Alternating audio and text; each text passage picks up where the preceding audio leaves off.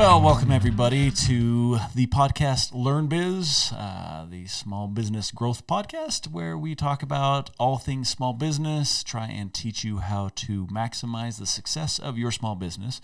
We're going to take a little bit of a different approach today, but it's a topic that I find fascinating. So you have been doing a program called Junior Entrepreneurship for... 7 years. Yeah. It's been a number of years. It's been a number of years, and we want to take some time to talk about this program, just because it's a really cool thing. And when we say junior entrepreneurs, like you'll go, what's the age range that you're working with here? So I'm going to use two different words because every school district is different. Sure. So either middle school or junior high. Okay. If that makes sense. Now, I swear you've had some even younger than that. 12. We've had some that are in 6th grade. Okay. That have attended and younger, but most of them, the majority of them are middle school, junior high, and into high school. Yeah. And so junior entrepreneurship, that's going to be our topic today. We're going to be talking about the junior entrepreneurship program, and we're going to be talking a little bit about the rising generation. If you're an entrepreneur and you want to kind of share the passion with maybe your kids, or if you want to do some mentoring, they don't have to be your kids per se. Right. But so let's start. Just tell our listeners what this program is, and then we'll go from there. Well, a number of years ago, we wanted to do more because we always did summer camps kind of around business, but we wanted to actually validate it, create some structure around it. And there's other programs out there like Lemonade Stand, and I mean, I don't want to say there's a plethora of them. Never heard of Lemonade Stand. I mean, I know what a lemonade stand is, but... So there's a program out there that's small business for kids. Matter of fact, there's one small business for kids. There's another one. It's called Lemonade Stand, and it tries to teach entrepreneurial principles. Well, a number of these existed, but we always wanted to do a more codified structure to a junior entrepreneur. And I say you know Amanda Leonard. Yeah. So she's the other brain behind it, and without her, she's been fantastic to help keep things going. And it's interesting. And I'm going to chase a squirrel for a minute. If you're looking at doing anything like this in your community, I always say you have to have a champion. But over the years, I'm now convinced you have to have champions. Sure. Not just one. Sure. I've seen where one individual starts to champion it, but if they get a little burned out and there's not someone or multiple people to buoy them up as they go, it still tends to die. Yeah. So I always say, look, you got to have a couple champions to make it work. I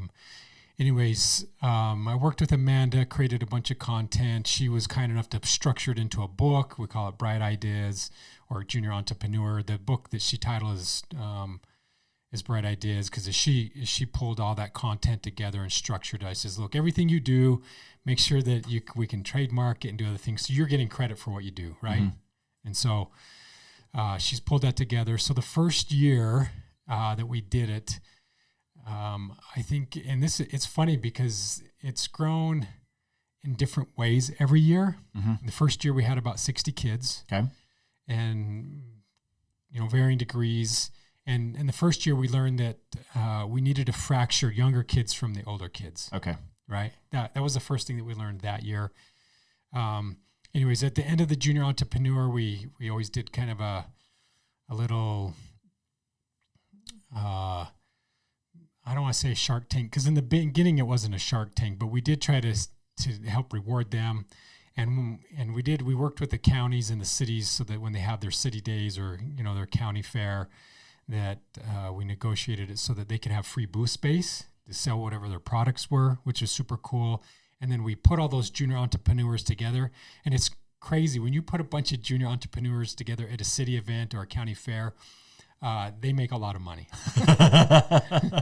because everybody wants to support them. Sure. Right? It's an awesome concept. It's unreal. Yeah. So the kids that come and do that one, they do really good. But over the years, some of the ones that started in the beginning, they now have products in retail stores throughout the area, which is amazing. Some have gone on and now are in college and still have those businesses going. And that's how I don't think they quite pay for their college, but it certainly generates good cash that they can control how they manufacture, produce, sell, right? They're in control of that business. Not, I have to show up at 5 a.m. to flip burgers on a grill or show up at another time to do maintenance and cleaning, those typical college jobs. So you're actually reminding me, you have to have been doing this for 7 years, because it was about 6 years ago that there were a couple girls that ended up doing it. They were sisters, and they ended up doing the junior entrepreneurship program. And when I was doing business consulting, we did a showcase story piece on them that went all the way to the state of Utah. They won an award for their entrepreneurial efforts. That's right. And the thing that was so cool about that, I'd forgot all about that. Yeah, so they had a pretty rough go. There were some different things that happened that they ended up living with their grandparents. That's correct. And when they ended up moving in with their grandparents, I remember talking to their grandfather, and he was kind of wondering what to do, because they were a little bit traumatized by everything that had happened in their lives, to the point that they weren't acting like normal kids. They were kind of isolating, struggling in school, having problems.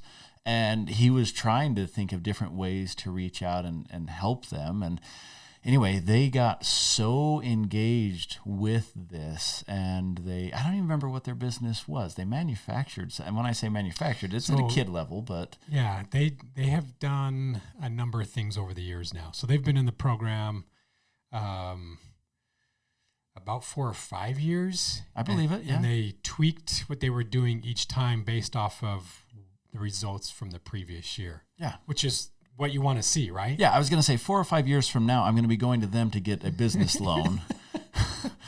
So they're smart. Some of the kids are just absolutely brilliant in what they do. I mean, and it's crazy because some of them are as just, hey, I want to do babysitting, right? Sure. And the one, as they went through it, wanted to help. Hey, I want to put together a little backpack. I want to get CPR certifications. I mean, they did everything that you could ever imagine to have the perfect babysitter. Yeah. Just because of walking through the thoughts of being a business plan and starting a business, and what is actually more attractive to the client. Mm-hmm. It's amazing how they think through that stuff, or you can feed them a little bit and they run with it.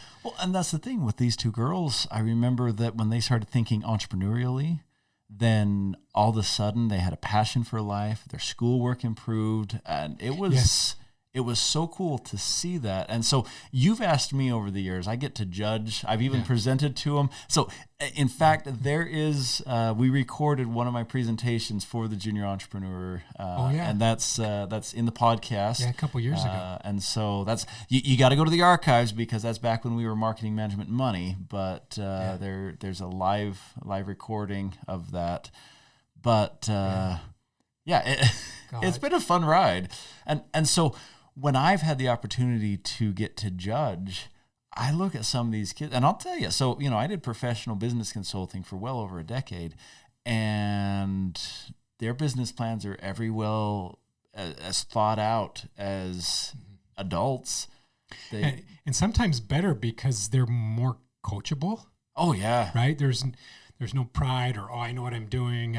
They want to learn. Yeah, they're an open book. They want to learn, and so when you look at the beginning and now you fast forward, I don't know, a number of years, 3-4 years, and then we took the idea and we said, hey, look, what we really want to do is have funding opportunities for the kids who come through the program, and so then we started beating the bushes and the doors, and so we started scrounging up money to do, and I don't know if I can trademark, because I think Shark Tank and all that's there, but I use that word because then everyone knows the concept, right? They get the concept, but yours is a little bit different because Yes. when I judge, they're coming in and they are asking for a funding request, and you have Yes. secured funding so that they can get these funding requests.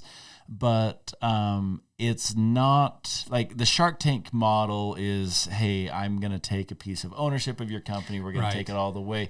This is very much a, how do we get you to the next step? Yeah. So we do a pitch competition at the end, and it's super awesome because, well, like this year, after we've built it, and this year we have enough sponsors who have just love it because we invite them to it so they can see it and understand it, and what the kids are, how amazing that they're doing, and their businesses that they're starting, and the things they're accomplishing. And so this year, we've solidified $10,000 in funding. That's awesome. For the judges. Oh, you're paying me $10,000 to judge? To give wow. out. Oh, to give out. Okay. To give out to the kids. So, to give our listeners an idea, because to me it's adorable, right? These kids, you get a lot of 12, 13, 14-year-olds. Yeah. And don't get me wrong, there are some businesses that I think to myself, dang, I wish I would have thought that. Like they're sharp. But there are some others that are just, they're cute. And there was one. So the kid, he was doing a lawn care business. And he had a lawnmower, but he didn't have an edger. Yeah. And he had to borrow an edger, and so he wanted some funding for an edger.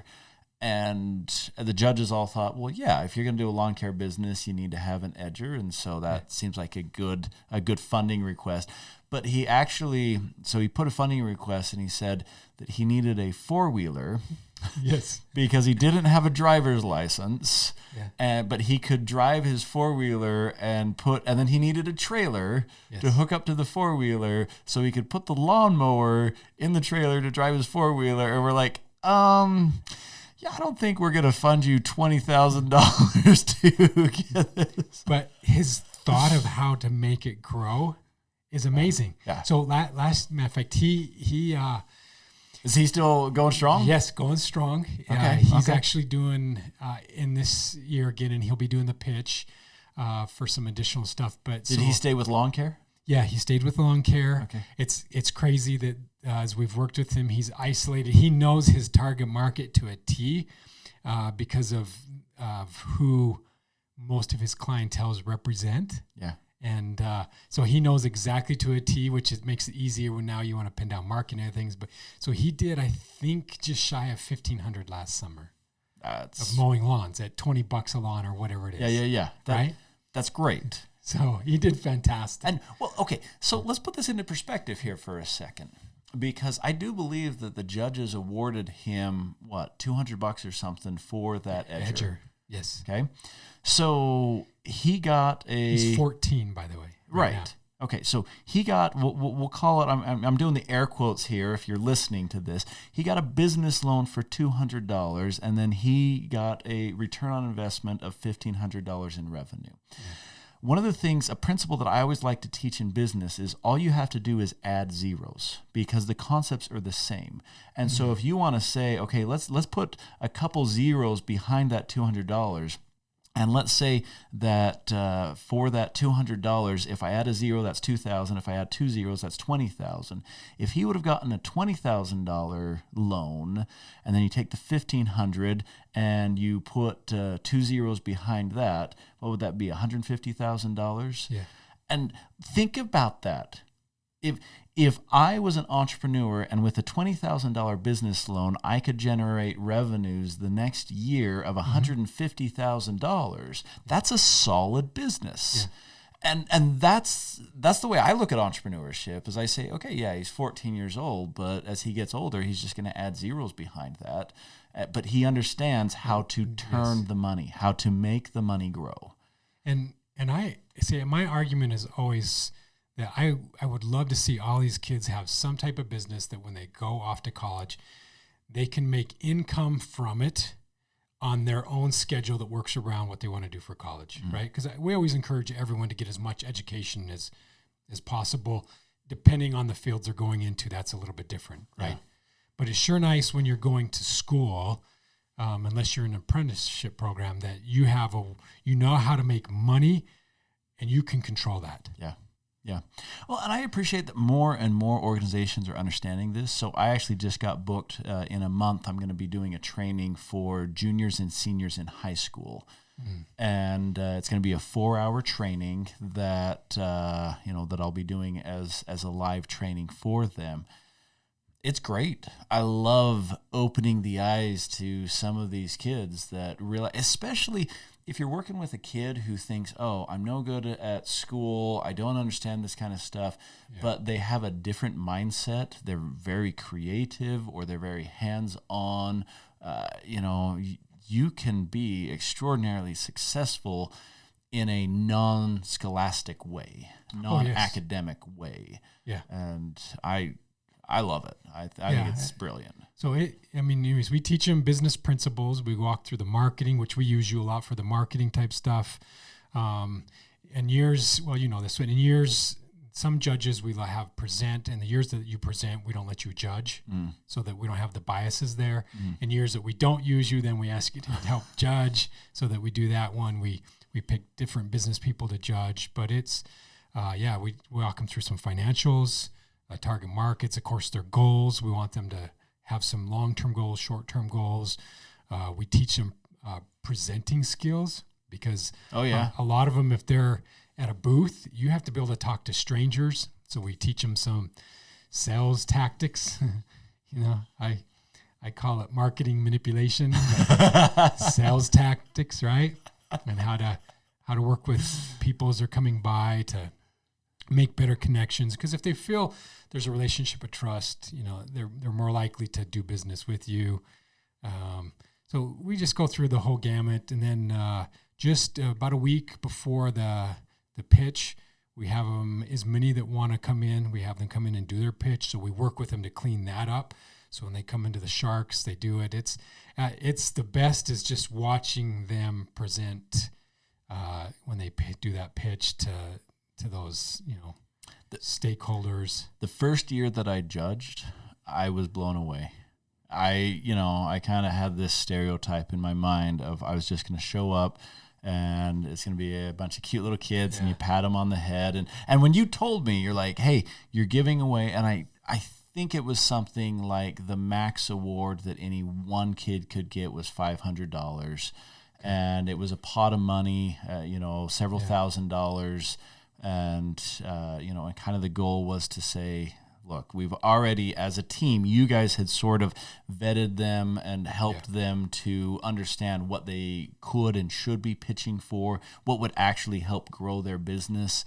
And when they came in, and I'm thinking to myself, really, you want to be giving $500 to a bunch of little kids? And I saw it, and the success record.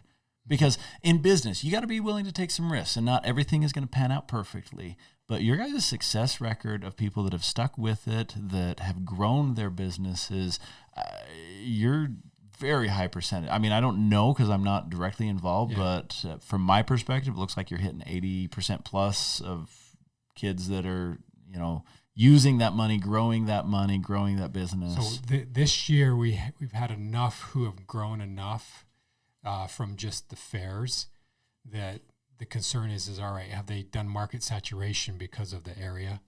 And so we spent a lot of time through our camp this year working with them, getting them online. Some have kind of naturally gravitated there. Many have kind of like, I'm not sure and I'm uncomfortable. So Amanda, some of her background is in web design and stuff. So we says, hey, look, we think they're mature enough to deal with this, and let's go down this road. And so I'm excited to see the results that come from that, because some of them have some really clever ideas that geographically are limited, really. But as soon as you go online, it opens it up. And the one has a huge target market because of the product in Europe.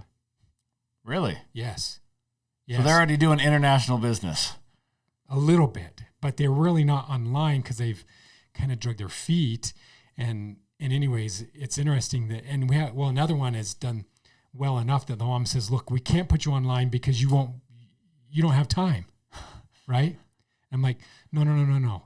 Let's let's relook at this one and say, hey, look, no, we want to be online. We're just going to make sure that only product you have available to sell is showing active on your sites, whether that's Etsy or your website or things like that. Sure, yeah. So that you're not getting orders for stuff that you don't have in stock and then having to try to create it, because she does specialty glass trinkets and jewelry and. Oh yeah, her stuff's beautiful. Yeah, it's crazy beautiful. Yeah. So, and she started this year. She's purchased equipment on her. See, and this is what's amazing. She's purchased equipment on her own, in between what we've done, so that she can start blowing glass. Wow. Yeah, she's junior high, so she's probably 15. Yeah, probably going on 16. Wow. Yeah. So, the kid with the lawnmower, his dad has to drive him everywhere. That's what holds him back. Mm-hmm. Is getting. So at some point in time, if he'd had a four-wheeler, and maybe he has, I didn't ask him that this year, but if he did, anyways, his dad is his main mode of transportation to get him to jobs, which, think about it, when he's 16 and can get himself around. No, think about it. When he hires employees that are driving around and he's just managing. Yeah. Like, that's when it gets cool. Yeah.